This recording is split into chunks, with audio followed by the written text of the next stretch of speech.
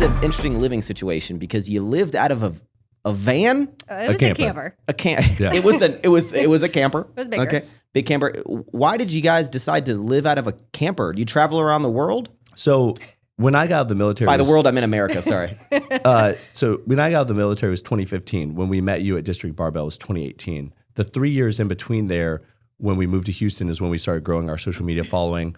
Aubrie got her first ever sponsorship, which was with Junk Brands, the headband company, and then we got picked up by Run Everything Labs, which was Rob and Dana's company. Yeah. And we started sharing YouTube videos.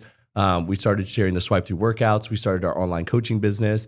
And that's like how it all started. And when we quit our full-time jobs in August of 2018, literally at the 3-year point in Houston, Aubrie had around 100,000 followers and I had like 30,000 followers on social media. Pathetic. Yep. And we decided that we were going to, and those 30,000 were just the trickle down from Aubrie, so really big loser. So we decided that we wanted to do a road trip where we started in Panama City and like worked our way all the way up to Portland, Maine, cut through to Canada and came back down to meet people that followed us just to like engage with that audience. Yeah. We were so small, we weren't getting invited to expos. So we're like, we'll just go meet them ourselves. Yeah, no, I still think you're small. Yeah.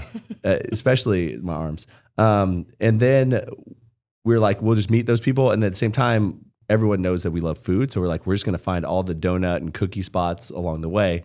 So we actually started Fat and Weird that August as well. And we had like my aunt was doing the baking. And then we had a couple friends that we were paying to just like fulfill the orders while we were gone. And then we were going to come back and like take over from there. What's interesting about like y'all doing that at the camper, it actually really inspired me to like truly understand that like I never would ever in a million years want to travel around the country in a camper. Sounds terrible. Yeah, I remember when we met you at District Barbell and you were like, what are you doing? Who are you? Okay. For like you're driving around for like a weekend? Like, no.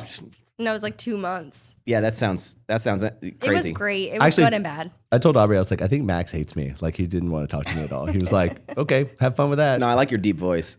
Not yours, his. Yeah. Thanks. What were you driving most of the time?